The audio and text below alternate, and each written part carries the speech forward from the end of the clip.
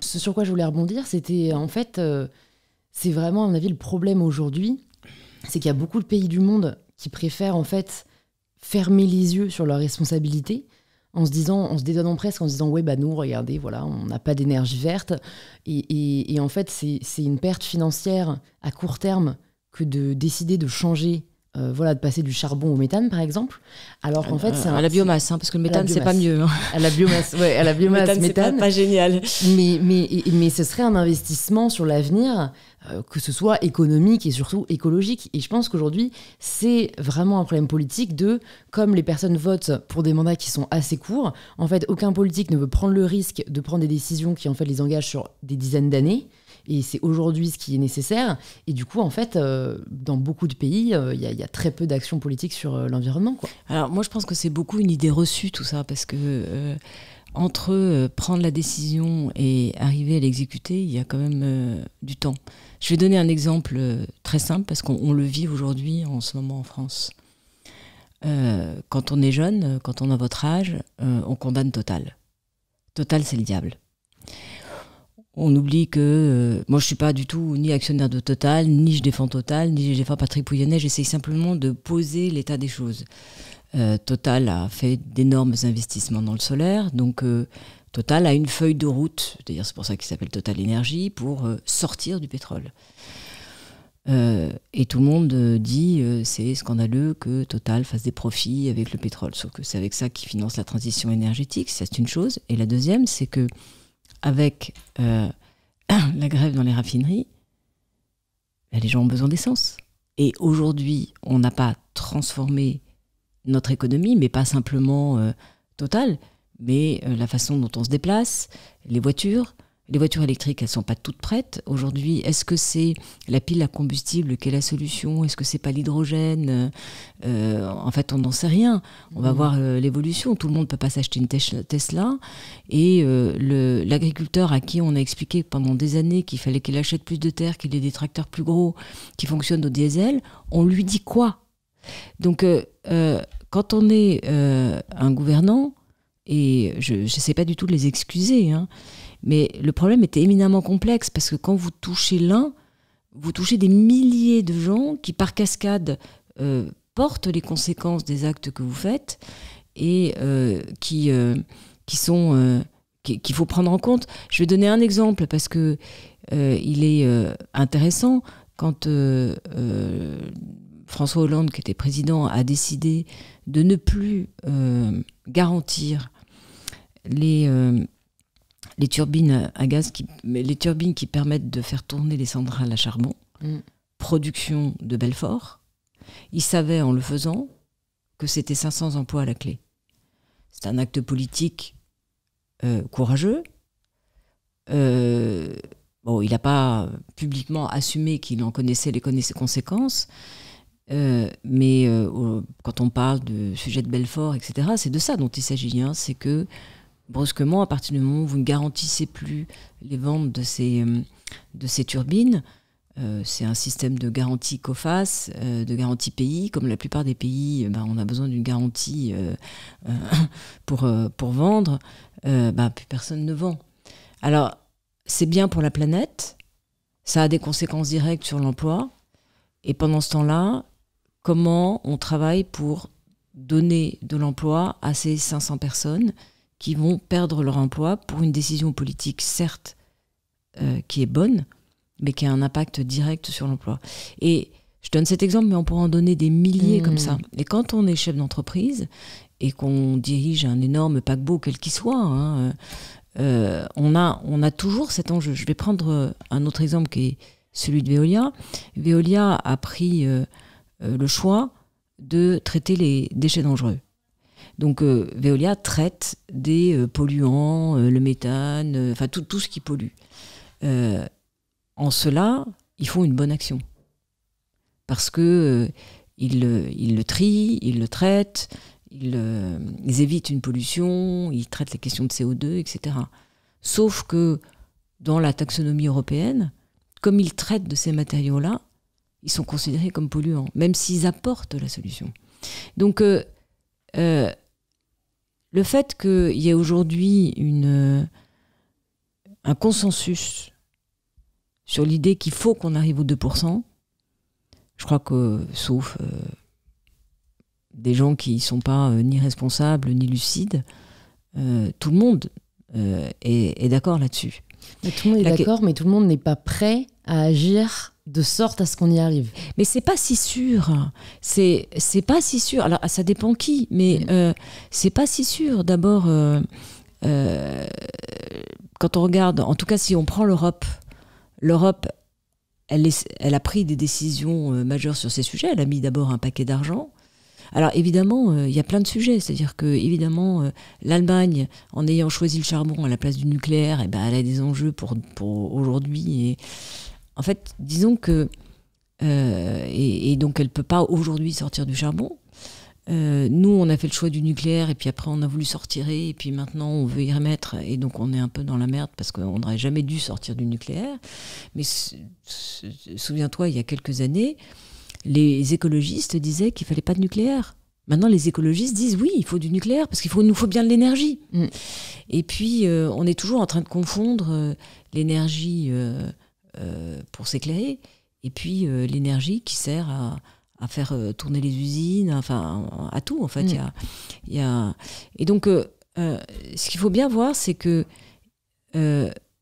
basculer d'une économie qui a considéré que l'énergie était gratuite, parce qu'on ne paye pas l'énergie, on paye pas le pétrole, on paye pas l'eau, on paye l'extraction, on paye son traitement, mais la matière elle-même, on ne la paye pas. On paye l'exploitation, mais on ne paye pas la matière elle-même. Ouais. On a vécu pendant des années avec l'idée que c'était une énergie qui était gratuite. Ouais. Et peu coûteuse et qu'elle était inépuisable. Il faut quand même bien le reconnaître, il y a des raisons à ça. Moi, j'avais 12 ans au moment du Club de Rome, qui disait déjà qu'on surconsommait la planète. Sauf que le Club de Rome disait dans 13 ans, il n'y aura plus de pétrole. Parce que ce n'est pas avéré vrai. Parce qu'on ne devait plus avoir de pétrole en 1980. C'était écrit dans le rapport du Club de Rome. Et Club de Rome, c'était des experts. C'est l'équivalent du GIEC. C'est le GIEC. C'est le GIEC. Donc, évidemment, les différences. On a trouvé d'autres gisements, on a trouvé d'autres. Et aujourd'hui, la planète tourne quand même massivement avec du pétrole et du gaz. Et aujourd'hui, personne n'est capable de dire si. Les réserves, il n'y en aura pas d'autres qu'on ne trouvera pas, etc. Donc, mais ce qui est sûr, c'est que c'est quand même des énergies non renouvelables. Alors, elles sont non renouvelables à court terme. Mais à très très long terme pour la planète, s'il n'y a plus d'humains, oui, elles se renouvelleront. Elles se fabriquent très très très très très lentement. Mais c'est juste pour... Je voudrais juste revenir sur un point qui me semble important. Et moi, je suis la première à prôner le changement rapide et qui sera nécessairement brutal. Parce que faut changer de paradigme, il faut changer de façon de faire à tous les niveaux. Mais il faut à la fois, bien sûr, éduquer les esprits. Et puis, quand on a décidé de le faire, accepter que ça prend du temps. Le moins de temps possible, le plus vite possible. Mais ça prend du temps. Et ça, le fait de tout le temps dire, de montrer du doigt des gens qui font mal, c'est pas comme ça qu'on va y arriver. Me semble-t-il. Hein. Moi, je pense que quand on est acteur, il faut en permanence promouvoir les solutions. Et les financer, les mettre en œuvre. Nous, c'est ce qu'on fait chez Raise. Hein. Nous, avec Gonzague, on a décidé de faire un fonds impact, un fonds à mission, où on donne 50% de ce qu'on gagne, personne ne fait ça, pour aider une fondation qui aide les entrepreneurs, et par ailleurs, qui mesure tout ce qu'on fait, qui aide nos entreprises, que ce soit des startups ou que ce soit des entreprises de taille moyenne, à faire leur ESG. On a un des plus fonds impact le plus important de France avec 260 millions. On gère bientôt 2 milliards. Donc on s'est délibérément mis en se disant, nous, on va être acteurs de ce changement-là, de changer la donne, et que l'argent étant une énergie, on va la mettre au service d'acteurs visionnaires qui vont changer le monde, le bien commun, et la question et l'enjeu environnemental, climatique, biodiversité, etc. Donc, du matin jusqu'au soir, nous, c'est ce à quoi on travaille. Donc, je ne suis pas climato-sceptique et je ne suis pas en train de dire qu'il ne faut pas le faire. Ce que je dis, c'est qu'il y a 2 discours aujourd'hui qui me semblent être assez négatifs. Le premier, c'est le discours de la peur. Parce que la peur, quand on a peur, on est comme une moule, on s'accroche à un rocher. Et tous ceux qui disent, de toute façon, on n'y arrivera jamais. Ceux qui disent, non, on n'y arrivera jamais, toute l'histoire est jonchée de gens qui ont dit qu'on ne sortirait pas de la pollution des chevaux et que ça allait être dramatique. Il y a eu, à toutes les époques de l'histoire, l'idée que des gens qui ont dit que fatalement on allait aller dans le mur. Moi, oui, peut-être, c'est possible, mais en tout cas, moi, toute l'énergie que j'ai, je veux la défendre pour la mettre au service du la changement. mettre au service de ne pas aller dans le mur. Alors qu'il y ait des Cassandres, des gens qui donnent des chiffres, moi j'ai beaucoup d'admiration pour Jean-Marc Jancovici parce qu'il rend compréhensible les raisons pour lesquelles on est arrivé là. Mais à côté de Jean-Marc Jancovici, il faut des gens qui apportent des solutions techniques, des solutions industrielles. Et ces gens-là, c'est des entreprises. Hein, c'est eux et puis des inventeurs, des créateurs qui le font. Et donc ça, c'est la première chose. Et la deuxième chose qui me semble ne sert pas la cause, c'est le côté incantatoire et accusateur. Il y aura toujours des gens qui défendront peut-être pas la cause et feront pas bien les choses, mais clouer au pilori, en quoi ça fait avancer le schmilblick ? Ça le fait pas avancer. Moi, je pense pour le coup que c'est nécessaire aujourd'hui, et je pense qu'on a eu des preuves de cela. Je pense notamment aux Ouïghours. Moi, je parle beaucoup de mode responsable sur mes réseaux sociaux, et Raphaël Glucksmann a contribué vraiment à visibiliser le fait qu'il y avait des grandes enseignes, citons-les, Zara étant quand même la plus connue, qui exploitaient des Ouïghours, donc c'est quand même de l'esclavage moderne. Et en fait, le fait qu'il y ait une espèce de name and shame qui se soit fait sur les réseaux sociaux, et ça a poussé beaucoup de marques, notamment H&M, qui a changé ses usines et qui a fait en sorte qu'il n'y ait plus de Ouïghours exploités en Chine. Et je pense qu'il y a Camille Etienne, que j'ai reçue aussi sur le podcast, que je vous invite à écouter si jamais vous ne l'avez pas encore écouté, que j'apprécie beaucoup, que je trouve très courageuse, qui justement, en effet, dénonce beaucoup en ce moment les actions de Total, parce que je pense aussi, et d'ailleurs, je crois qu'elle est en train de le montrer, en faisant des pétitions, je crois que là c'est un puits qui veulent faire, un puits de pétrole, je crois que c'est en Ouganda, mais je ne vais pas dire de bêtises, en tout cas c'est en Afrique. En fait, je suis d'accord avec le fait qu'ils ne peuvent pas du jour au lendemain passer à des énergies vertes, mais débuter en 2022 des projets qui vont utiliser, qui vont générer des tonnes d'émissions de CO2, je trouve que c'est très irresponsable. Et je pense qu'on n'est pas... en fait, je pense que le discours de se dire « oui, j'y crois, on va trouver des solutions, mais on ne peut pas y arriver du jour au lendemain », ce sera potentiellement ce qui pourra causer notre perte, parce que du coup, on se reposera un peu trop sur le fait qu'on fait de notre mieux, oui, mais que c'est pas suffisant. Louise, moi je trouve que... Après, moi j'aime beaucoup Camille Etienne, et je trouve ça très bien qu'il y ait des porte-voix comme ça, mais moi ce que j'ai dit à Camille Etienne, c'est, je lui dis, tu sais, c'est très bien de taper sur Total, mais qu'est-ce que tu dis à l'agriculteur qui lui a besoin de son diesel ?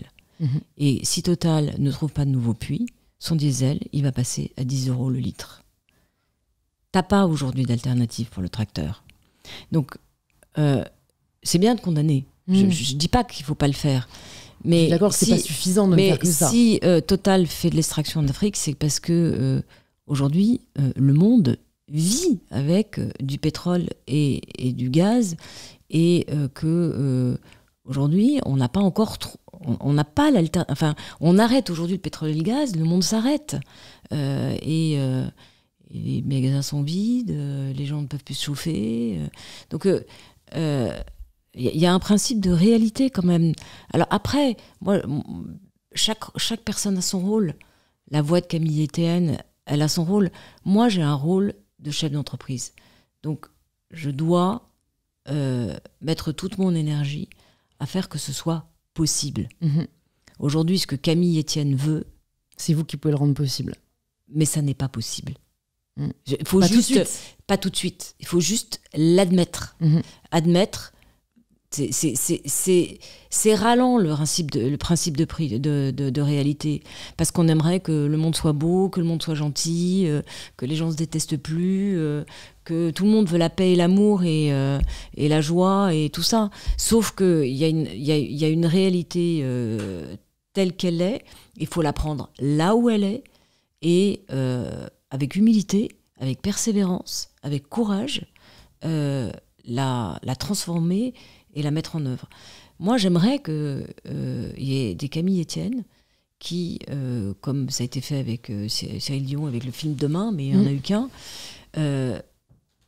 fassent la promotion de tout ce qui est en train de se passer pour que ça soit possible. Aujourd'hui, nous, on investit dans une entreprise qui s'appelle M2I, qui fait de la confusion sexuelle des insectes. Ça s'appelle des phéromones. Et ça permet d'éviter que la pyrale du buis soit invasive et tue les buis. Mais les abeilles, les mouches, tous les autres insectes, ils peuvent continuer à les butiner sur les buis. Ils ont évité les pesticides de l'équivalent d'un pays comme la Pologne ou de l'Espagne. Personne n'en parle. Ouais.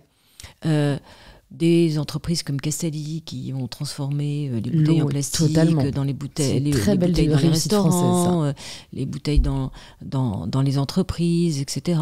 Les cafés joyeux qui permettent à donner... non, mais surtout qui permettent de donner, de montrer le rôle nécessaire, évident, des gens qui sont différents et qu'on ne les cache pas derrière, on les met devant et ils apportent quelque chose de différent, ils apportent une joie peut-être au monde par justement la simplicité de leur regard, etc. Je me dis qu'on ferait bouger beaucoup plus vite la société si des gens, votre génération, vous passiez votre temps à clamer tout ce que vous faites d'ailleurs, parce que beaucoup de votre génération le fait, les choses bien que vous faites. Si je reprends l'exemple de Veolia, quand ils décident d'aider toutes les industries à faire de l'eau circulaire, c'est-à-dire qu'au lieu de faire entrer de l'eau et de la ressortir sale et qu'ensuite elle soit traitée, dans le site industriel, l'eau, à 98%, il n'y a plus que 2% d'eau nouvelle qui est remise dedans, elle est traitée à l'intérieur de l'usine. Donc il y a zéro pollution qui sort de l'usine. Si Veolia fait ça sur tous les sites industriels en France ou en Europe, son impact environnemental est bien plus fort que n'importe quelle start-up qui fera, pardon Louise, de la mode responsable. Tu vois, donc non, mais les grands groupes sont les premiers à avoir un rôle à jouer, oui, c'est sûr. Donc, mais comme c'est plus dur de changer un grand groupe qui a déjà ses structures, ses process, et qui est, il faut quand même le dire, régi plus par une volonté de dégager du profit que d'avoir un impact. Je pense c'est pour ça qu'il y a autant de startups qui se lancent avec une vraie mission, et c'est d'ailleurs pour ça qu'aujourd'hui il y a de plus en plus d'entreprises à mission, même dans les statuts. C'est qu'aujourd'hui on voit des personnes qui vont créer une entreprise plus pour faire bouger les choses que pour s'enrichir, ce qui, à mon avis, est quand même la volonté de base des grands groupes. Il faut arrêter de penser que les grands groupes sont là que pour s'enrichir. Je veux dire, s'ils étaient là que pour s'enrichir, ils ne seraient jamais des grands groupes. Faut juste avoir un tout petit peu de bon sens. Ces grands groupes, s'ils sont devenus des grands groupes, c'est parce qu'ils étaient des entrepreneurs. Ce sont des entrepreneurs. Ça, c'est sûr, mais un grand groupe qui a quand même une vraie réalité financière. Mais après... Il y a un autre sujet, mais ça c'est un autre sujet, c'est la financiarisation de l'économie. Mais il ne faut pas tout mélanger. Quand vous prenez un patron comme Michelin, Florent Menegaux, il fait des pneus. Bon, les pneus, c'est fait pour faire rouler les voitures. On peut considérer que c'est très mal de faire des pneus, etc. Si vous regardiez toute la recherche et développement que fait Michelin pour essayer de faire des pneus qui non seulement polluent beaucoup moins, utilisent des matériaux recyclables, puissent moins user les routes, procurer plus de sécurité aux gens. Si vous regardiez toute la recherche et développement que fait Bouygues pour faire des routes intelligentes, des routes avec des matériaux recyclables, etc. Ils n'arrêtent pas d'essayer d'innover sur ces sujets-là. Et eux, leur sujet, c'est que ils ont un métier qui les passionne. Ils n'auraient pas réussi sinon. Faut bien penser que quand vous prenez des grands dirigeants qui ont réussi, je vous parle pas de la finance. La finance, c'est un autre sujet, mais les grands et après je ne sais pas nommer ces grands groupes, c'est des groupes qui apportent des biens et des services que les gens consomment et dont ils ont besoin. Quand Danone décide d'être entreprise à mission, d'être Bicorp, après vous pouvez dire Danone, les yaourts, ils sont trop chers, ils sont ceci, ils sont cela. Mais c'est des entreprises qui sont peuplées d'hommes et de femmes qui sont comme toi et moi, et qui veulent aussi essayer de faire du bien pour la planète et qui essayent d'agir. Et ils ne cherchent pas le profit maximal. Alors, ce qui est vrai, c'est que tu as un système qui s'appelle la bourse, qui note pour l'instant les entreprises uniquement sur leur performance financière et sur leur marge. Donc, les groupes qui sont soumis à la bourse sont soumis à cette pression du trimestre, de la rentabilité financière, et ils doivent faire les deux en même temps. Ça, c'est vrai. Mais c'est un autre sujet. Si tu prends des groupes qui sont financés par du private equity ou les entreprises familiales, etc., qui n'ont pas cette pression-là, elles ont plus de long terme. Mais c'est vrai que pour un dirigeant, c'est une très grande complexité. Si tu regardes deux personnes qui ont eu cette vision-là, qui sont Isabelle Cocher, patronne d'Engie, et Emmanuel Faber de Danone, je suis d'accord avec toi que... alors, peut-être plein d'autres sujets, hein, mais les actionnaires, si on peut dire, sachant que c'est pas vraiment les actionnaires, mais c'est ceux qui font la notation, essentiellement anglo-saxons, ont en partie conduit à leur départ. Mais là où je trouve que... Là, tout à l'heure, je rencontrais des gens qui veulent essayer de faire en sorte qu'on ait des entreprises de conseil de culture française et européenne. Là où je trouve que vous devriez vous battre, plutôt que de vous battre contre les grandes entreprises françaises, c'est contre l'invasion des normes américaines. Parce que les normes américaines, pour le coup, l'environnement, elles s'en tapent. Ouais. Alors on est tous là à acclamer Bicorp, c'est formidable, etc. On ferait mieux d'être entreprise à mission. Aujourd'hui, les Américains essayent d'imposer une norme avec une simple matérialité qui fait qu'en fait on va juste constater l'existant et regarder si on fait des progrès. L'Europe essaye de mettre la double matérialité en engageant la responsabilité des entreprises. Toutes les entreprises européennes, enfin en France, sont d'accord pour cette double matérialité, mais ce qu'elles veulent, c'est que ce soit les mêmes normes en Europe et partout. Donc vous feriez mieux de vous battre sur le fait de créer des outils français, européens, au standard de ce qu'on veut sur notre continent, et constater que les grands groupes tout puissants ils sont aussi soumis à des normes qui sont des normes internationales et qui ne sont pas celles des valeurs qu'ils portent nécessairement. Voilà. Et arrêter de penser que quand on est patron d'un grand groupe, la seule chose qu'on veut, c'est du pognon. C'est pas vrai. C'est sûr qu'il y a un cliché. C'est complètement. Mais d'abord, mais après, ils ne réussiraient pas si c'était ça. Ils sont des inventeurs. D'abord, ils ont aussi une mission, c'est de faire vivre des centaines de milliers de salariés, etc.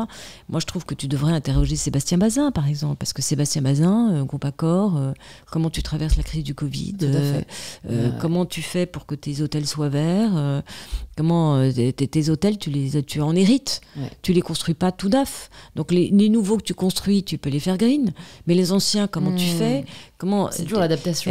L'adaptation. Et un mec comme Sébastien Bazin, il n'est pas drivé par le fric. À aucun moment, un type comme Florent Mélégo, c'est pas son salaire qui lui importe. C'est de transformer la boîte suffisamment vite, c'est de transformer Michelin pour qu'elle puisse justement répondre à ses exigences. C'est des gens, ils seraient pas là s'ils n'étaient pas articulés, intelligents, s'ils comprenaient pas le monde, s'ils comprenaient pas les enjeux. Ils les comprennent. Seulement, eux, leur responsabilité, c'est de faire. Je suis d'accord, mais moi-même, du coup, en tant que chef d'entreprise, il y a un réel arbitrage qui existe aujourd'hui entre la volonté de bien faire et la volonté d'être rentable et d'être performant. Parce que tout ce qui est fait de manière plus responsable coûte plus cher. Et donc, je pense que quand même, tant qu'il y aura cette dichotomie entre les deux, eh bien, il y aura quand même des entreprises, et c'est pas forcément celle que vous avez citée, mais malheureusement, il y en a quand même beaucoup, qui vont choisir l'option performance, parce que c'est vrai, il y a des emplois derrière, même pour des raisons nobles, en fait, ils veulent continuer à recruter, à embaucher, à faire vivre leurs salariés, mais je trouve que c'est souvent fait au sacrifice de la façon dont c'est fait, et parfois, nous-mêmes, on a le choix, en tant que entreprise, pour les matières qu'on choisit, oui, ce serait plus simple, en fait, de choisir celle qui est 2 fois moins chère, mais qui pollue 2 fois plus, ou qui est issue du pétrole, et en fait, ça fait parfois mal au cœur de se dire on prend la plus chère, même si du coup on vendra plus cher et du coup on sera moins accessible à toutes et à tous, mais j'ai l'impression qu'en tout cas notre génération a plus ce réflexe-là qu'aujourd'hui les grands groupes qui ont été, enfin moi c'est aussi ce qu'on m'a rapporté, j'ai jamais travaillé dans un grand groupe, donc en plus je suis très mal placée pour le dire, mais de ce qu'on m'a rapporté, c'est vrai que souvent des amis qui ont pu travailler, notamment dans le textile, c'est tu vas acheter en fait que par rapport au prix, tu prends un truc qui coûte tant.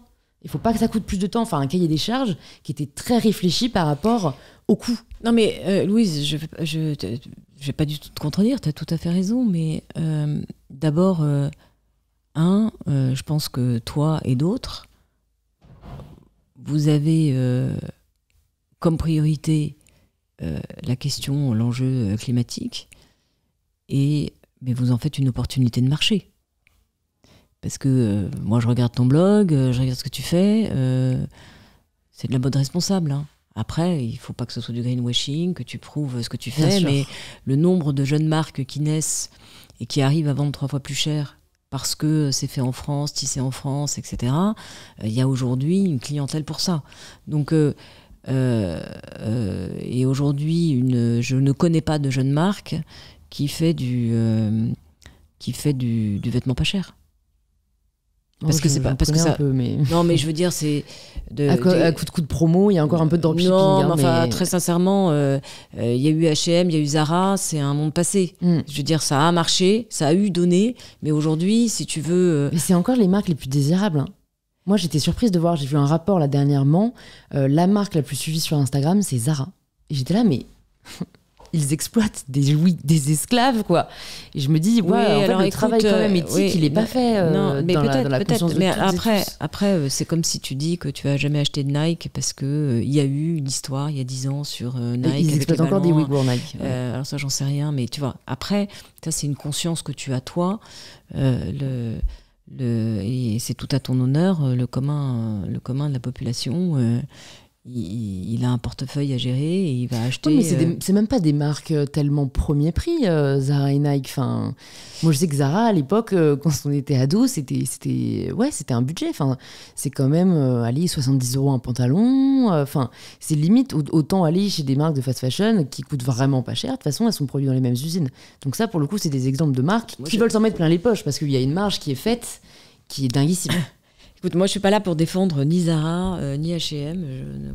C'est pas des... Et puis, je connais rien à la fast fashion et tout ça, donc je vais pas du tout argumenter. Ce que je pense, là où il y a un vrai changement, c'est que, tu vois, moi, j'ai été présidente du Women's Forum pendant 5 ans. Mon combat, à l'époque, et je l'admets volontiers, c'était de donner une chance égale aux femmes. Parce que je considérais que nous, toutes les femmes qui étaient d'ailleurs là au Women's Forum, c'était des privilégiées, parce que justement, elles avaient un travail, des postes de décision, etc. Et qu'il y a des milliards de femmes qui n'ont pas ni d'autonomie financière quand elles ne sont pas considérées comme moins que l'âne et le chien. Et que notre responsabilité en tant que privilégiés, c'était de défendre un monde où chacun a sa chance, et particulièrement les femmes. Moi, j'ai quitté le Women's Forum je ne sais plus, en 2014, 2016, je crois. Je reconnais volontiers qu'on a fait venir Laurence,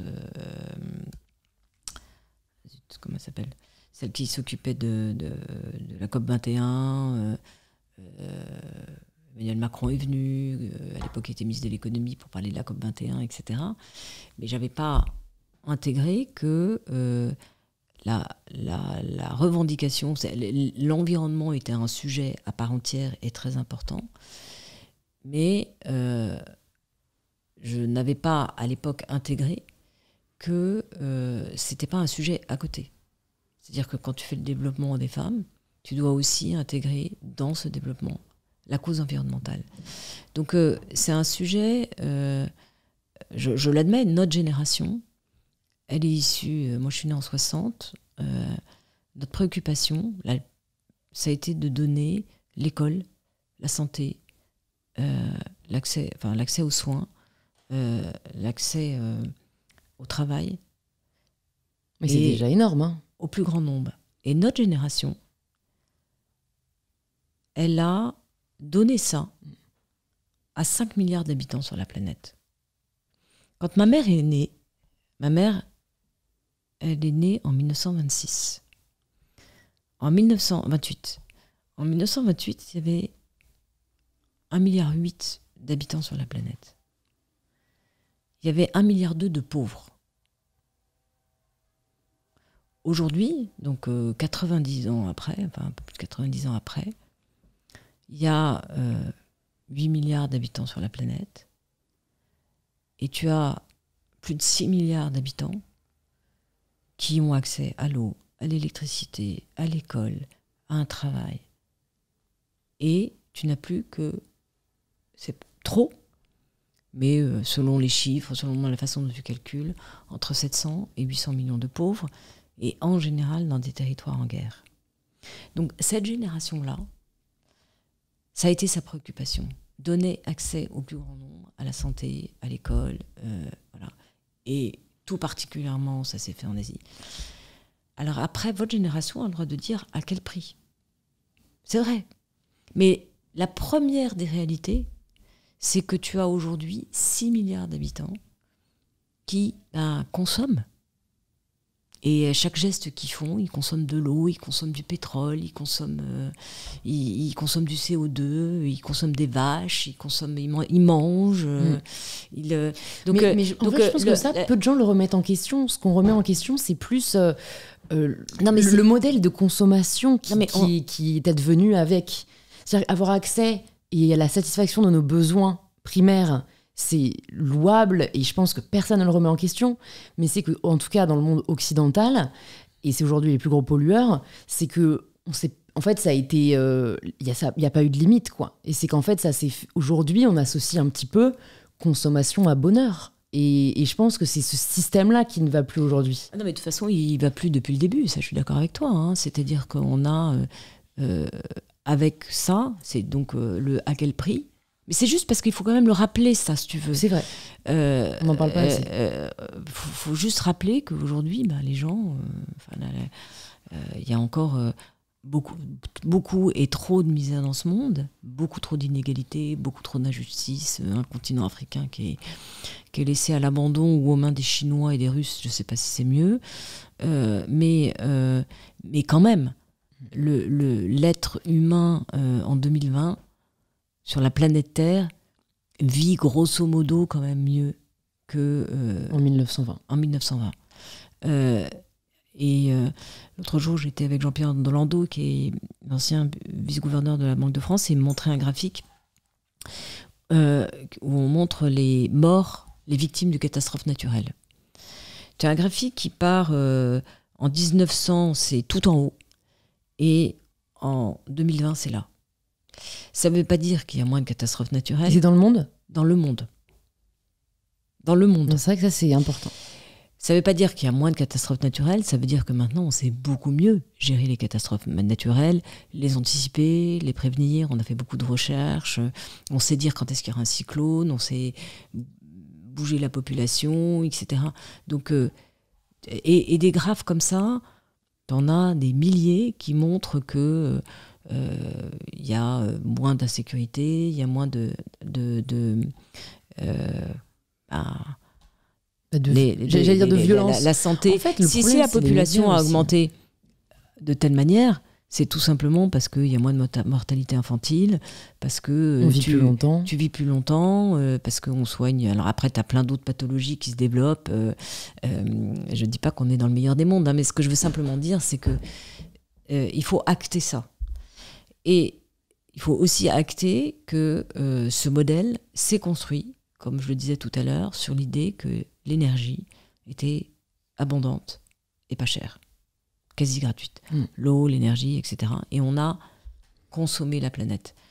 Et acter aussi que ça a créé une civilisation du consumérisme, où on a oublié les valeurs fondamentales qui sont tout simplement que le bonheur ne réside pas en s'achetant, même si elle est magnifique, une combinaison faite par Louise. Non, c'est pas fait par moi, mais c'est de l'upcycling, et c'est issu de chute de tissu. Oh, d'accord. Mais enfin, bon, bref. Mais ce que je veux dire, c'est que ça fait plaisir. Et c'est de l'ordre du plaisir. C'est pas de l'ordre ni du bonheur ni de la joie. Donc, on fait plaisir et satisfaction.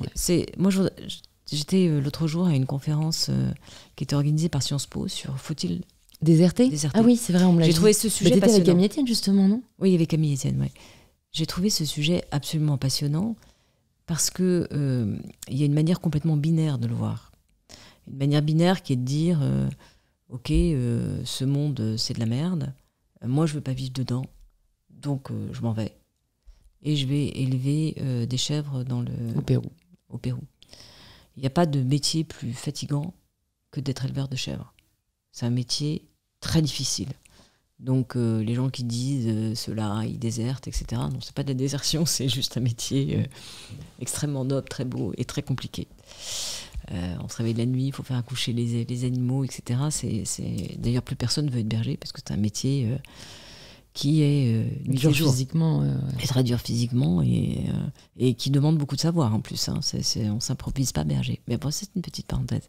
Et les autres qui disent non, il faut être un insider, il faut aller dans les entreprises, il faut aller dans les grands groupes, il faut transformer de l'intérieur, etc. Moi, je ne comprends pas cette opposition. Et il y a une chose qui me frappe, c'est que notre civilisation, elle est la première qui... Et c'est pas le cas en Asie, et c'est pas le cas en Afrique. C'est que la civilisation occidentale. Je mets la Chine, qui n'est pas occidentale, dans le même paquet, parce qu'elle a fait le choix du capitalisme. Non, mais oui, du capitalisme. Elle a surtout fait le choix de non seulement de les ignorer, mais de les détruire, qui n'intègrent plus ce que j'appellerais les renonçants. C'est quoi les renonçants ? C'est dans notre culture, c'est les moines, les religieux, les gens qui se mettent en dehors du monde, qui croient à la spiritualité quelle qu'elle soit. En Inde, c'est les yogis, c'est les moines bouddhistes, etc. Quand tu vas en Inde ou quand tu vas dans n'importe quel pays d'Asie, au Vietnam, etc., c'est des gens qui font partie de la société. Ils sont non seulement tolérés, mais on leur donne à manger, et ils ont un rôle social. En France, jusque dans les années 70-80, les hôpitaux étaient peuplés de bonnes sœurs. Les écoles, c'était aussi des religieux. Alors, je ne parle pas là du fait qu'il faudrait remettre le catholicisme et tout ça, c'est pas du tout mon thème. Mon thème, c'est que tu as des gens dont la vocation est de donner sa vie pour une cause supérieure, une spiritualité qui est la leur, qui croient en Dieu quel qu'il soit, hein, et qui sont donnés à cette croyance ou à cette rencontre ou à cette foi. Et jusqu'à une période récente, parce que c'est pas vieux, les années 80, les années 70 et tout ça, ils avaient une place dans la société. Ils jouaient un rôle, le curé jouait un rôle, je te dis, dans les écoles, dans les hôpitaux, etc., dans tous les lieux sociaux, ils étaient non seulement acceptés, mais ils avaient un rôle social. Et notre société consumériste a considéré d'abord que c'était des tarés, que ok, ils étaient dans leur monastère, ils allaient prier leur Dieu et tout ça, mais qu'ils n'avaient pas de rôle. Et aujourd'hui, ce qu'on voit revenir avec la méditation, avec le yoga, c'est qu'on a tous, plus ou moins, cette aspiration au silence, à l'intériorité, à une raison d'être qui n'est pas une raison d'être consumériste et à un ailleurs. Enfin, tu peux l'appeler comme tu veux, tu peux l'appeler. Je pense que c'est du sens en fait. Alors c'est ce que vous appelez. Oui, mais le sens, tu peux le raccrocher à une cause. C'est vrai. À un combat. C'est vrai. C'est une première étape. Mais si tu creuses, en réalité, quand tu t'accroches à un combat, c'est que tu cherches un sens à ta vie, mais qu'au-delà de ce combat, tu cherches pourquoi tu es là sur cette terre. Pourquoi tu es là. Qu'est-ce que tu apportes au monde, en fait, hein. Et ce que je me dis, c'est que avec ce débat sur faut-il déserter, qui vient des élites, parce que ça vient toujours des élites, les changements du monde, les changements importants du monde, on est en train de remettre en évidence le fait que notre société est allée beaucoup trop loin dans l'idée qu'en apportant le bien-être à tout le monde, en fait, on résolvait le problème. Alors certes, il y a la question de la planète, mais il y a aussi la question du mal-être des gens. Aujourd'hui, on est dans des sociétés obèses qui surconsomment de tout, qui ont en espèce de fébrilité permanente. Et c'est pour ça que moi, je trouve que dans votre combat, et qui est le mien aussi, hein, mais parce que la jeunesse le porte particulièrement, c'est très bien de parler d'urgence, mais je pense que la première façon d'agir sur l'urgence, c'est de ralentir. Et de dire, mais stop, on n'a pas besoin de consommer autant de vidéos, de films, on n'a pas besoin de consommer autant de vêtements, on n'a pas besoin de consommer autant de nourriture et tout ça. Moi, je suis toujours un peu interrogative, j'ai pas fait les statistiques, donc je sais pas si j'ai raison, quand j'entends dire le bio, c'est que pour les riches. Parce que, ou manger sainement, c'est que pour les riches. Parce que, pour moi, 1 kilo de lentilles, même si c'est des bio très chers, ça sera toujours moins cher qu'un steak, que le plus mauvais steak. Manger des légumes et manger des sucres lents de qualité, manger de la viande qu'une fois par mois, on n'a pas besoin d'autant de protéines que ce qu'on mange aujourd'hui, ça coûtera moins cher que le mauvais steak tous les jours ou la mauvaise barquette, etc. Donc, moi, je trouve que ce qui serait bien, c'est que des jeunes comme vous mettiez ça en évidence, en disant, mais je regarde mes enfants, ils gagnent pas des milliers et des cents, mais ils ont choisi une sobriété heureuse. Ils l'ont choisi parce qu'en fait, ça les rend heureux. Pour moi, c'est une vraie question de rôle modèle. Parce qu'en fait, je pense que la génération un peu au-dessus de la mienne, donc la génération des trentenaires, même un peu la mienne encore, aspire à ressembler aux rôles modèles avec lesquels on a grandi, à savoir, pour certains, ça va être des Kardashian, pour d'autres, ça va être des exemples peut-être un peu moins clichés, mais en tout cas, ce sont des personnes qui aujourd'hui sont très suivies sur les réseaux sociaux et qui ont un mode de vie ultra consumériste. Et en fait, j'en parlais avec une amie créatrice de contenu, donc c'est une femme noire, et je lui disais, mais voilà, Sally, je pense que tu mets peut-être trop en avant tes achats, même voilà, le fait qu'elles veulent changer son apparence physique, etc. Et en fait, elle me dit, écoute Louise, nous en fait, et donc elle parlait pour toutes les personnes noires, on n'a jamais été représentés. Et en fait, depuis qu'on l'est, on a besoin de passer par cette phase où en fait, nous aussi, on profite, nous aussi, on a du pouvoir d'achat, nous aussi, en fait, entre guillemets, on abuse, parce que en fait, c'est ça qui les a fait rêver quand elles ont grandi. Et je pense qu'en fait, le problème, c'est que si on mettait en avant des personnes, comme des personnes qui en tout cas ont une sobriété heureuse comme vous le mentionnez, et je pense que Marion Cotillard est un très bon exemple de personne qui aujourd'hui met en avant ce mode de consommation et qui est désirable. En fait, on va grandir avec l'idée de, ok, en fait, acheter une voiture, consommer tous les jours, faire du shopping un peu ultra consumériste, ce n'est pas ça qui est désirable et ce n'est pas ce à quoi j'aspire.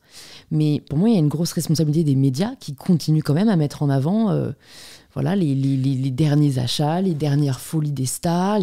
Et au fond, je pense qu'on sous-estime le poids que ça a dans le quotidien des gens. Et c'est pour ça qu'aujourd'hui, on parle d'influence. Et il y a aujourd'hui, je ne citerai pas de nom, mais des très grandes influenceuses qui sont ultra consuméristes. Et moi, je trouve que ça dessert notre cause. Et en effet, pas juste écologique, mais de quête de bonheur. Oui, bah, bien sûr, mais ça, de toute façon, tu auras toujours. Mais en même temps, quand tu as eu accès à la consommation, tu sais que ça t'apporte pas le bonheur quand tu n'as jamais eu accès. Enfin, je veux dire, moi, je ne vais pas condamner les pays, les gens qui n'ont jamais eu accès, qui ont envie d'y goûter, tu vois. C'est d'abord à nous qui en avons vraiment profité de faire le boulot, quoi, tu vois. Aller juger les autres... moi, je me permettrais pas, tu vois. C'est quand t'as grandi pieds nus, que t'as fait 10 km pour aller à l'école, et que c'est sûr. tu te retrouves par les hasards de la vie dans une ville où tu bosses comment, tu peux aller justement dans les marques Oni de la jeunesse parisienne. Ben, moi, je vais pas les condamner. Je veux dire, mais je pense qu'en fait, on n'aurait même pas à les condamner si les rôles modèles, et ça commence à le faire, mais si les rôles modèles changeaient. Parce qu'en fait, du coup, je pense pas qu'ils aspireraient nécessairement à passer par ce par quoi on est passé. Oui, c'est sans doute vrai, oui, bien sûr. Mais c'est pour ça que tu fais des podcasts. Ouais, j'essaye en tout cas. Bon, c'est super drôle parce que quand même, on ne vous a pas présenté depuis le début de cet épisode, mais c'est pas grave, je le ferai en intro. Dans tous les cas, je pense que en tout cas, les gens ont compris un peu votre parcours. Moi, je voulais vous demander... Donc on a fait la même école, vous étiez à Sciences Po un peu avant moi. Qu'est-ce que vous vouliez faire quand vous étiez à Sciences Po ? Est-ce que vous aviez déjà cette envie de faire bouger les choses, de faire bouger les lignes ?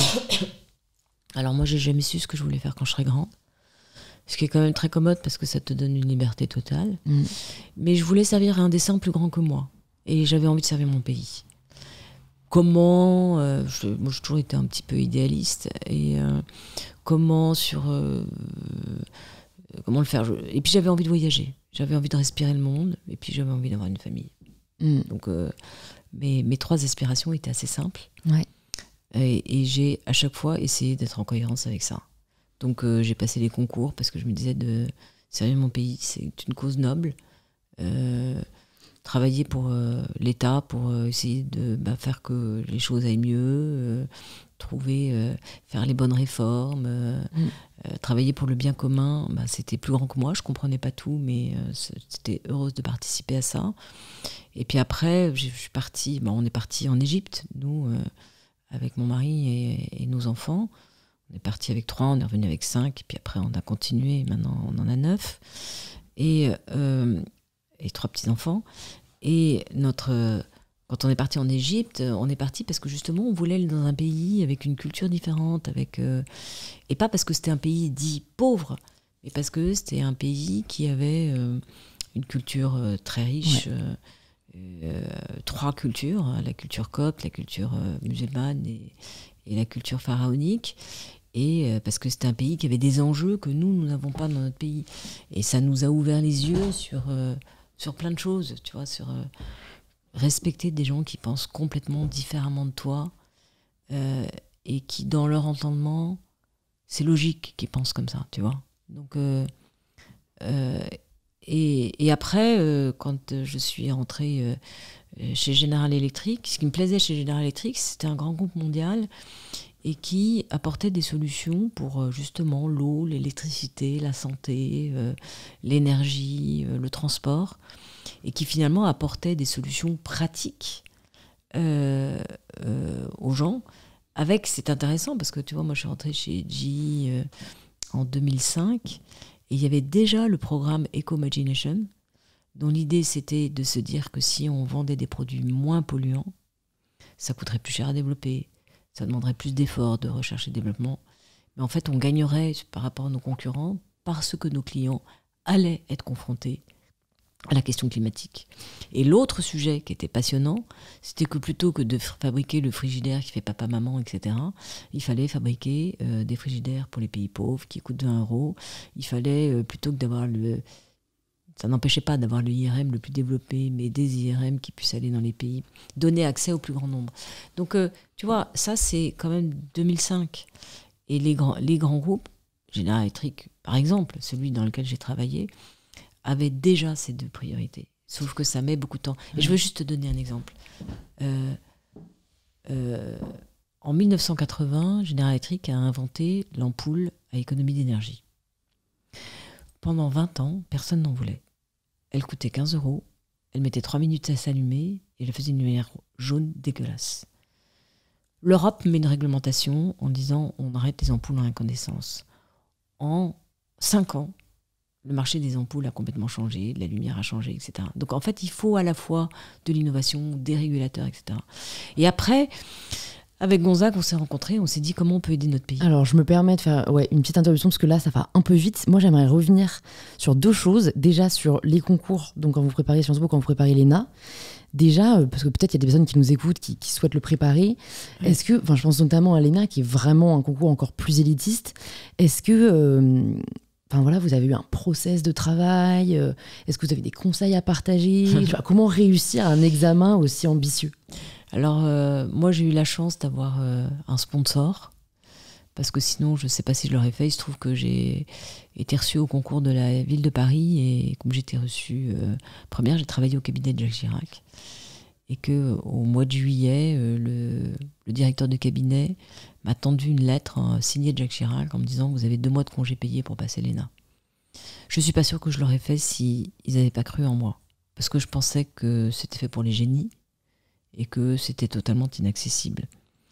Donc, moi, j'ai eu la chance, et c'est ce que je dirais aux gens qui veulent préparer ces concours, c'est...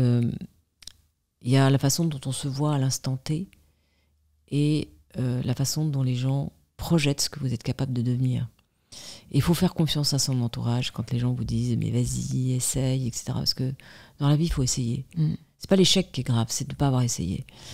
Et donc, l'ENA, je l'ai fait grâce à cette confiance que m'ont donnée ces 2 personnes.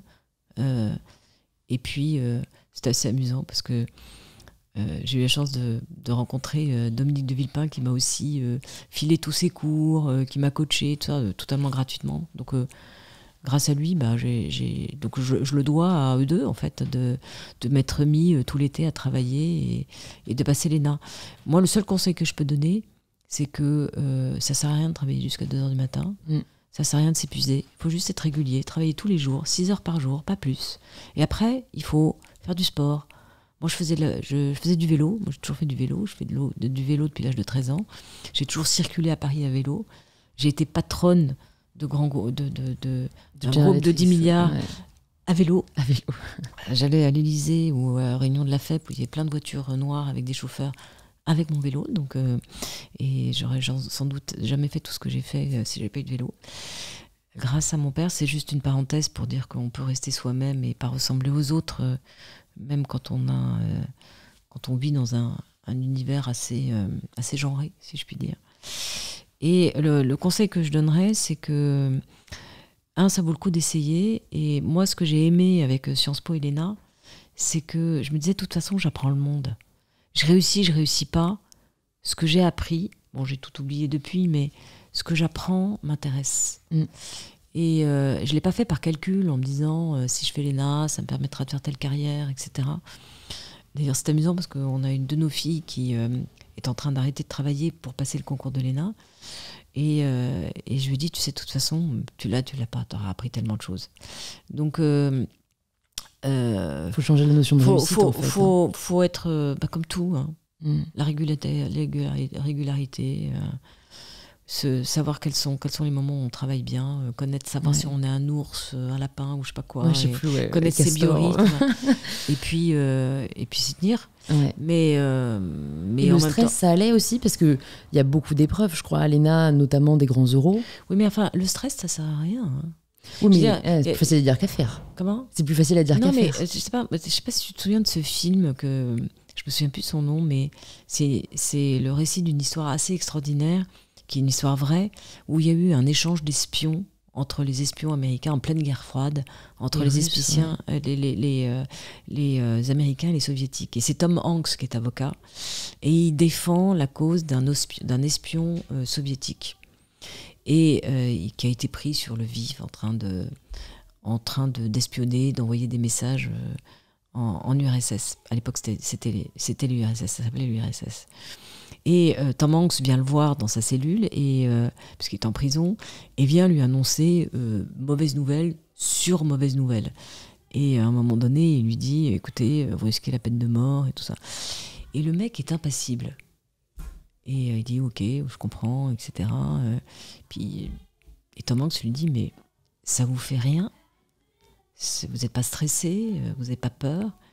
Et il a cette réponse extraordinaire, il dit « Would that help ?» Donc quand tu es stressé, la question qu'il faut que tu te poses, est-ce que ça m'aide ? Si ça t'aide pas, tu vas, si tu es stressé, tu pars faire du vélo, tu pars nager, tu pars boire une bière avec des copains, tu te changes les idées, tu lis un bon bouquin, et quand tu sens que tu es inefficace dans ton travail, tu trouves un dérivatif qui te fait baisser la tension. Ça ne sert à rien. Il y a du stress utile, bien sûr. Hein. Je dis pas que l'adrénaline, c'est pas utile, mais faut pas le laisser prendre le dessus. Tu vois, par exemple, quand tu passes des concours, tu as des gens qui... Moi, je me souviens, j'avais des amis qui passaient des heures à se dire mais ça va être quoi la composition du jury, mais si jamais je tombe sur tel sujet, et ça, j'ai fait une impasse, et si jamais... L'anticipation anxiogène, ça n'a jamais servi à grand-chose, parce que de toute façon, on n'en sait rien. Ouais. Et si tu dépenses toute ton énergie à ce que tu maîtrises pas, c'est du temps que tu as perdu à ce que tu maîtrises. Et quand tu passes des concours, ce que tu maîtrises, c'est énorme. Tu maîtrises le fait que l'organisation de ton travail, la façon dont tu vas apprendre, la façon dont tu vas organiser ta vie, la façon de te faire plaisir aussi. Donc si tu te focalises sur ça et que tu arrêtes de penser à des choses qui peuvent t'arriver mais que de toute façon tu ne maîtrises pas, et moi je me suis éduquée à ça. Parce que tu n'élèves pas 9 enfants en ayant toujours peur de tout ce qui peut leur arriver, parce qu'ils peuvent leur arriver, et il leur est arrivé des choses difficiles. Choses difficiles. Ils ont été malades, ils ont eu des accidents graves, enfin tout ce qui arrive dans la vie. Mais si tous les matins je me lève en me disant mais merde, il risque de leur arriver, je vis plus. Et surtout je sers à rien. Donc c'est aussi une discipline, c'est une forme d'éducation, c'est du luxe le stress. Je pense quand même que c'est nature, honnêtement. Oui, moi-même, je ne suis pas particulièrement angoissée, mais j'ai fait une vidéo qui sortira bientôt sur la santé mentale, et en fait, j'ai rencontré vraiment des personnes, mais des personnes tout à fait normales, hein, mais qui vivent avec un niveau d'anxiété en fait vraiment élevé, et en fait, elles pensent toujours au pire, et elles ont beau se raisonner. Je pense qu'il y a quand même un côté qui est pas forcément que la discipline. Non, mais je dis pas le contraire. On est plus ou moins. Après, je suis pas en train de dire que les personnes stressées sont des personnes qui ne se disciplinent là pas. C'est pas ça que je veux dire. C'est que je veux dire, quand tu prépares un concours, il faut que tu sois efficace. Ouais.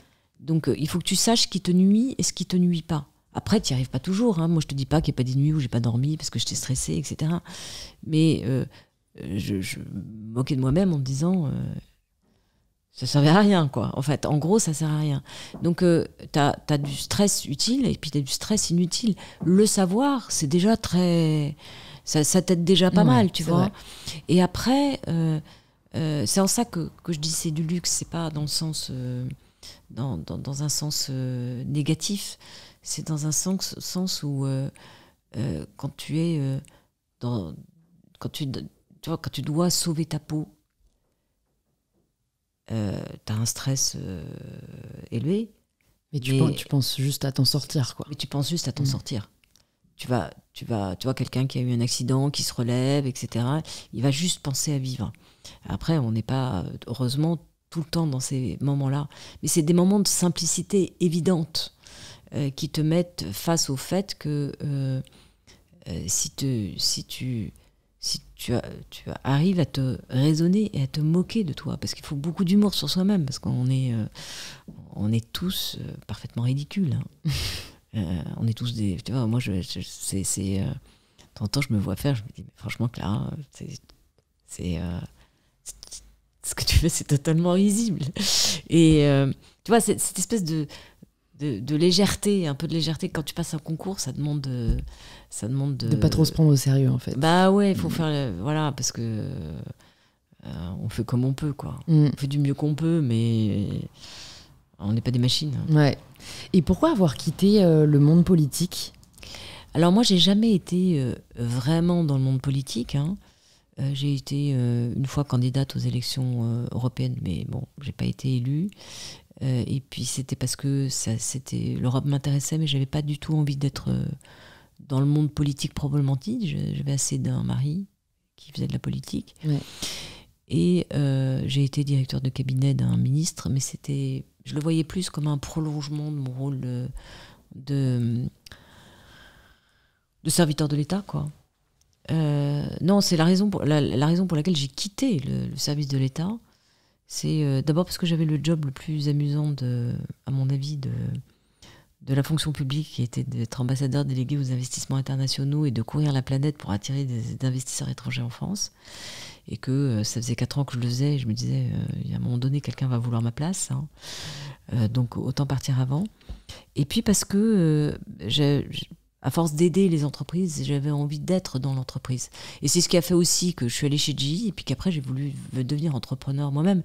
Bon, j'ai mis du temps à comprendre qu'on pouvait faire le chemin inverse. Je pense que j'aurais eu 20 ans aujourd'hui.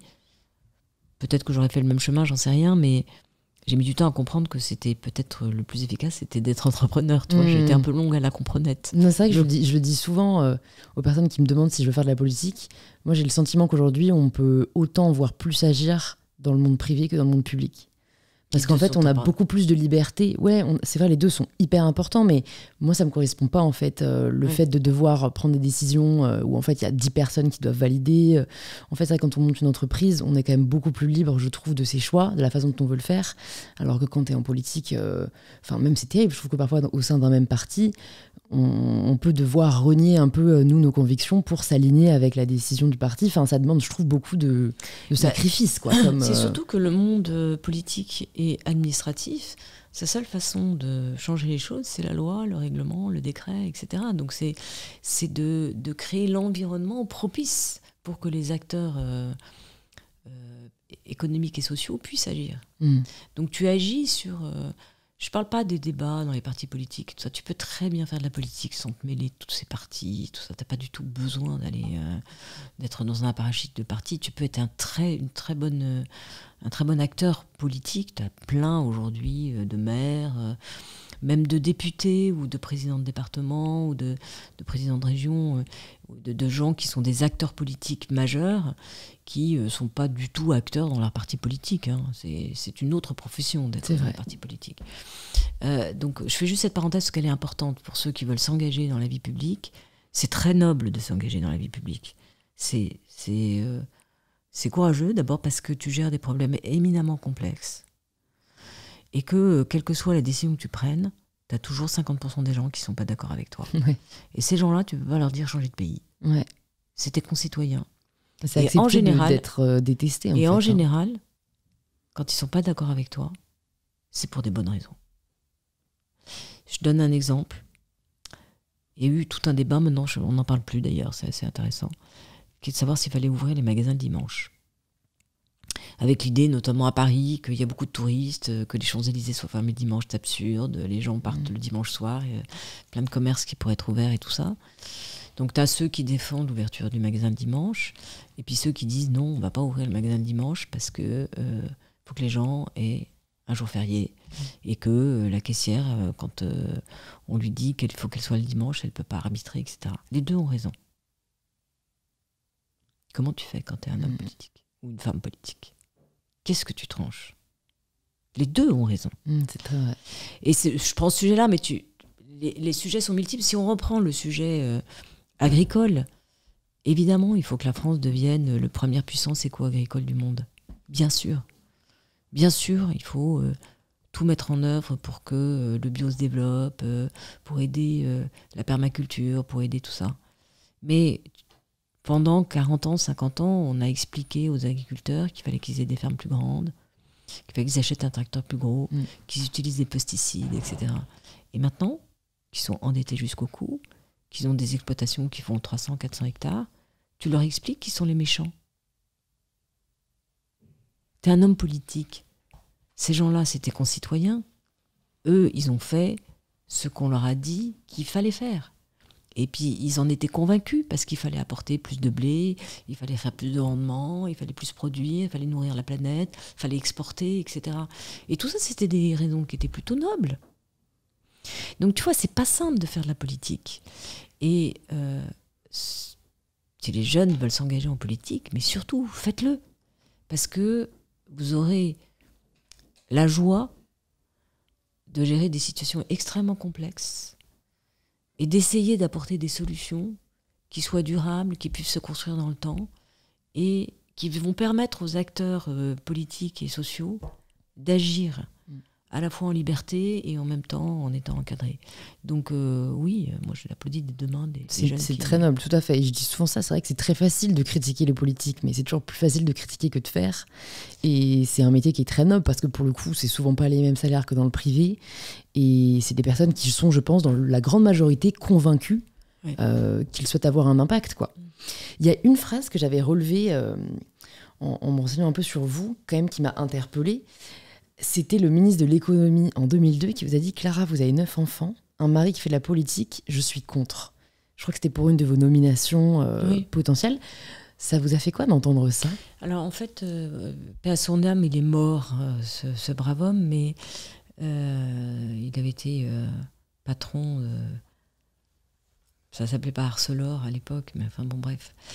Et il était l'archétype de l'homme qui pense qu'une femme, ça doit rester à la maison et que c'est plus intéressant couché que debout.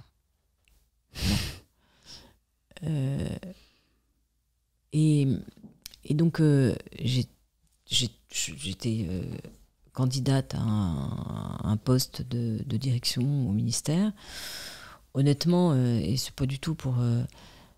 de l'orgueil mal placé, mais j'étais la plus légitime, j'étais la plus ancienne. J'avais dans les candidats, enfin, le corps social avait envie que je sois candidate, donc et puis ce job m'intéressait. Et il m'a pris, mais avec beaucoup de paternalisme, en me disant, vous savez, Clara, c'est pour votre bien, parce que vous allez exploser en bol. C'est un métier très difficile, il faut beaucoup voyager. Puis votre mari a besoin de vous. Il a vous savez, il a une charge difficile. Et puis vous avez 9 enfants. Mais au fond, mais pourquoi vous voulez ce job?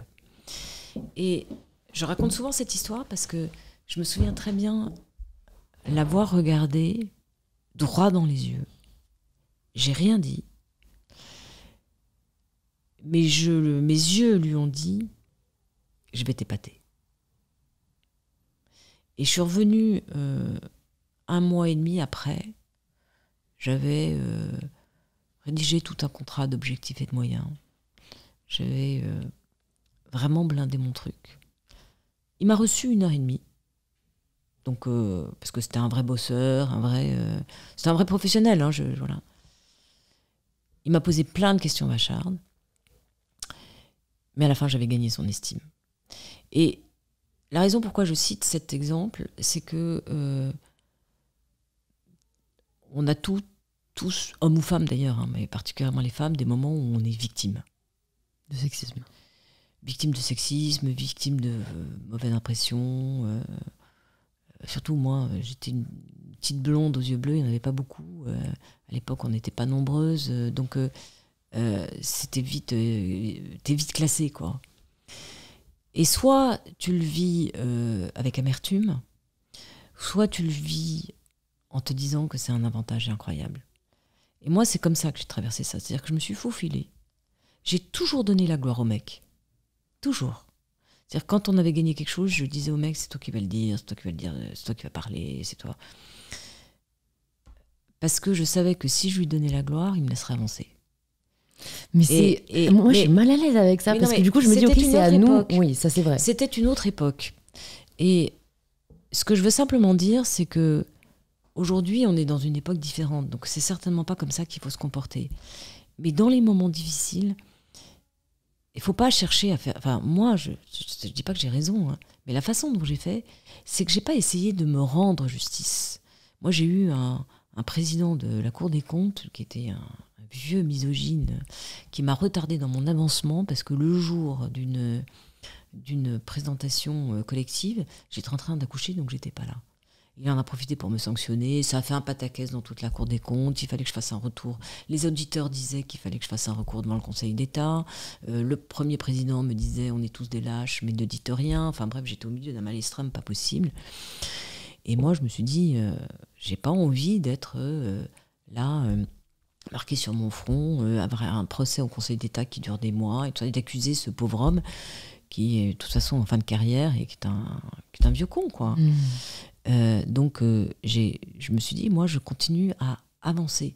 Alors, après, je dis pas qu'il faut pas qu'il y ait des gens qui se disent, moi mon combat, ça va être d'être le porte-drapeau. Ça c'est bien. Moi c'était pas mon combat. Moi je suis une doueuse, je suis pas une militante. Donc je savais que mon métier c'était d'agir. C'était pas de clamer. Et il faut des porte-paroles. Je suis pas du tout en train de critiquer les porte-paroles.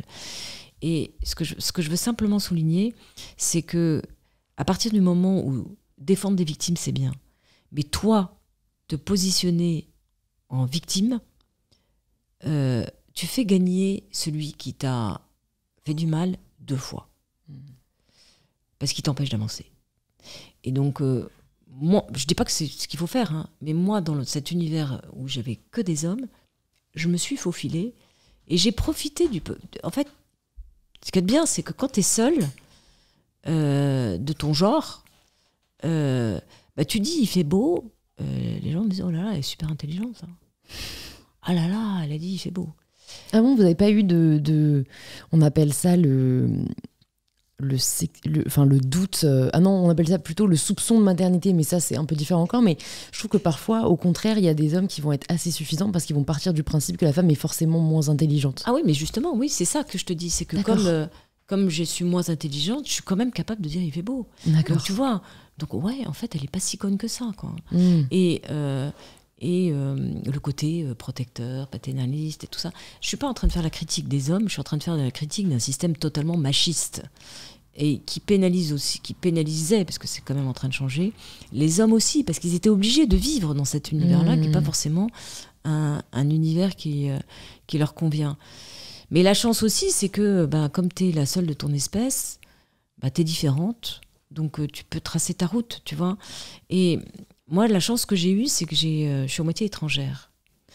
Je suis à moitié danoise et pour moi, la culture danoise est très très importante.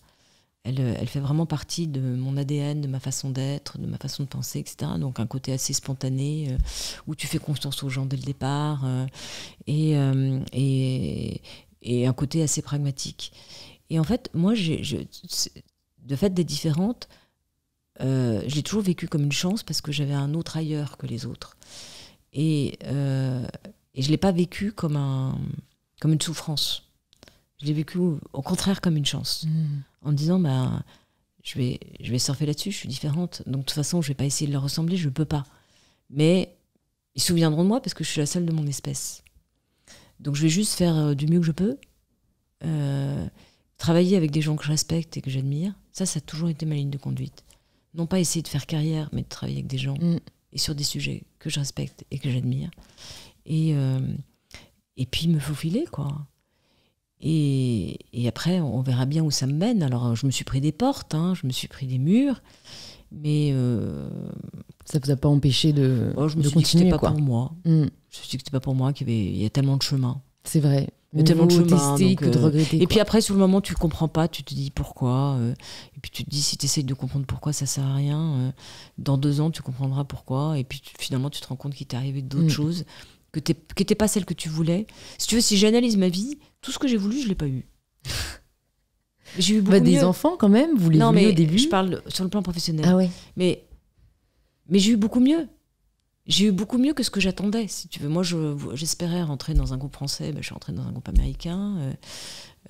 J'espérais être directeur de la Dreux. Finalement, j'ai été ambassadeur délégué aux investissements internationaux. Enfin, je ne vais pas faire toute l'histoire, mais c'est simplement pour te dire que quelquefois, tu fiches tes désirs sur quelque chose que tu veux absolument.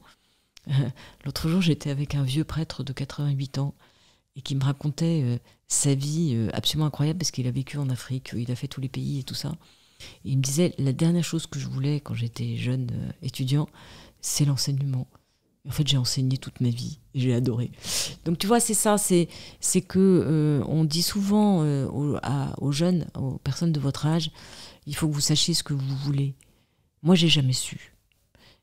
Et je pense que c'est très, très stressant. Je pense plein de gens, plein de jeunes, qui ne savent pas ce qu'ils veulent vraiment faire, mais ils peuvent savoir avec qui ils ont envie de travailler. Et ils peuvent savoir ce qu'ils aiment ou ce qu'ils ont envie d'essayer. C'est déjà, si tu as déjà ces 3 choses, c'est énorme, parce que la vie est longue et c'est un peu con de te réveiller à 50 ans en ayant essayé de poursuivre un rêve que tu avais dans la tête, et puis tu te réveilles à 50 ans en te disant mais en fait c'est pas du tout ce rêve-là que je voulais. Hyper intéressant. Merci beaucoup Clara, l'heure passe. J'ai quelques dernières questions pour vous. Déjà, je voulais parler un peu de culture, parce que pour avoir la chance de travailler avec Raise, notamment Raise Sherpa, on a remarqué avec Oriane que tout le monde, et puis ma sœur jumelle a travaillé pour vous, on a remarqué que tout le monde était souriant, dynamique, vraiment heureux d'être là, et je trouve que c'est assez rare aujourd'hui en entreprise. Donc je voulais vous demander comment vous avez fait avec Gonzague pour réussir à instaurer cette culture et faire en sorte que chacun vienne travailler vraiment le sourire aux lèvres. Alors d'abord, Gonzague, il a une expression que j'adore, c'est ne pas se faire chier et tout réussir. Alors ça me paraît un peu provocateur, mais en fait quand tu te fais chier, tu réussis pas. C'est vrai. Et nous, avec Gonzague, on avait des grandes ambitions. On voulait changer la finance. Nous, on donne quand même 50% de ce qu'on gagne à une fondation pour l'entrepreneuriat. On voulait surtout pas être les plus riches du cimetière, mais on voulait avoir un impact. Et on a cru à notre rêve, mais on l'a fait en rigolant. C'est-à-dire que tous les matins, moi, il n'y a pas de jour où je ris pas, je m'amuse pas, on fait la fête. Et puis, on est à parité totale. Et ça, c'était un élément absolument non négociable et fondateur à tous les échelons de la hiérarchie. Il n'y a pas les femmes en bas et les hommes en haut. On gouverne en binôme, donc personne ne peut décider tout seul et dire « je suis le chef ». On est toujours 2. Et ça crée un climat qui fait que la discussion, le débat, la décision se construit. Plus qu'elle ne se décide, quoi. Ouais. Elle se prend pas, elle se construit. Elle se construit au fur et à mesure, elle est évolutive, elle se bâtit dans le collectif. Et puis, quand tu as cette culture-là, tu recrutes des gens qui sont curieux, qui sont généreux. Il faut quand même donner 50% de ce que tu gagnes. Donc, et quand tu recrutes, tu n'es pas généreux des gens qui ne t'intéressent pas, ou de ce qui ne t'intéresse pas. Donc nécessairement, tu recrutes des gens curieux. Et donc, chez Raise, quand quelqu'un arrive, on s'intéresse à lui, mais qu'est-ce que tu fais, qui tu es, d'où tu viens, qu'est-ce qui t'intéresse, quel sport tu fais. Tu t'intéresses à la personne, tu ne t'intéresses pas à ce qu'elle va apporter, mais qui elle est. Et ça change tout, en fait. Parce que une personne, elle peut apporter beaucoup plus que l'expertise sur laquelle elle vient juste d'arriver. Et puis, on a la chance d'être une maison qui grandit, donc avec des gens qui grandissent avec l'entreprise, et puis de servir, d'avoir une raison d'être. Tu sais que c'est tellement simple quand tu as une raison d'être. Et puis tu sais, c'est comme quand tu es enfant. Nous, avec Raise Sherpa, la fondation, on accompagne des entrepreneurs. Donc la partie for profit, elle finance la partie philanthropique, mais elle accompagne et elle aide aussi les entrepreneurs. Et c'est comme quand tu es... je sais pas, tu as dû vivre ça avec ta sœur jumelle. Quelquefois, tu as peut-être quelque chose que tu as compris avant elle, et tu es vachement fier non seulement d'avoir compris avant elle, mais de lui apprendre. Et donc, dès le départ, d'avoir cette idée que tu as la fierté d'avoir réussi quelque chose, mais la fierté aussi de pouvoir le transmettre et d'offrir ça à tes salariés, ça change tout. C'est-à-dire que tu mets la générosité, pas forcément financière, hein, mais la générosité de ton savoir, ce que tu sais, ce que tu as appris, ce que tu as réussi, tu peux le transmettre à quelqu'un d'autre. On est tous différents, mais là-dessus, je pense que c'est aussi quand même un des chemins du bonheur. Très beau mantra, j'apprécie beaucoup. Est-ce que vous auriez une ressource à nous recommander, que ce soit un film, un podcast, un livre, qui vous a marqué et que vous aimeriez recommander aux personnes qui nous écoutent? Alors moi, je vais vous recommander un livre qui a fait mon été, que j'ai adoré, qui s'appelle Les chemins d'Estive, de Charles Wright. C'est un journaliste, écrivain, qui a été apprenti jésuite, même s'il n'a pas persévéré. Et il est parti il y a quelques années, en 2019, je crois, juste avant le Covid. Quand on est apprenti jésuite, on doit partir et vivre comme un pauvre pendant 1 mois à 2. C'est-à-dire que 2 apprentis jésuites ou un jésuite. Donc il est parti avec un père jésuite et il a fait la traversée du Massif central en emportant dans son sac à dos un sac de couchage, pas d'argent, et des œuvres complètes d'Arthur Rimbaud et de Charles de Foucault, qui sont 2 fous. Un peu. Des fous totaux, des gens qui ont fait, qui ont eu 0 limite dans des domaines différents et tout ça. Ce livre est un bijou parce que à la fois il est extrêmement drôle, il est très bien écrit, et puis on a Arthur Rimbaud qui fait flotter ses drapeaux dans le livre, et ça fait réfléchir sur l'humanité tout simplement. Ce qui est très intéressant, c'est que ceux qui donnent, ceux qui vous leur portent, c'est les étrangers, c'est les pauvres.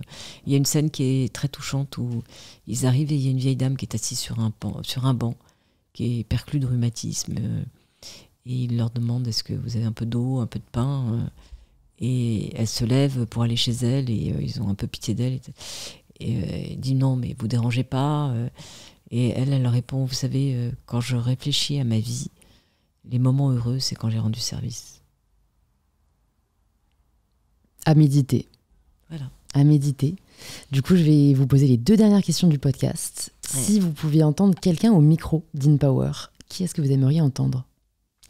Oh, il y a plein de gens que j'aimerais entendre à ce micro, parce que je pense qu'il ferait du bien. Vous pourriez interroger Charles Wright, C'est vrai. qui peut-être avoir... Alors lui, pour le coup, il n'est pas dans le business, hein. Ouais. Pas du tout. Ça fait partie de ces personnes dont je parlais, qui sont à la fois dans la vie, mais en même temps ailleurs, mais qui apportent tellement... qui apporte tellement au monde.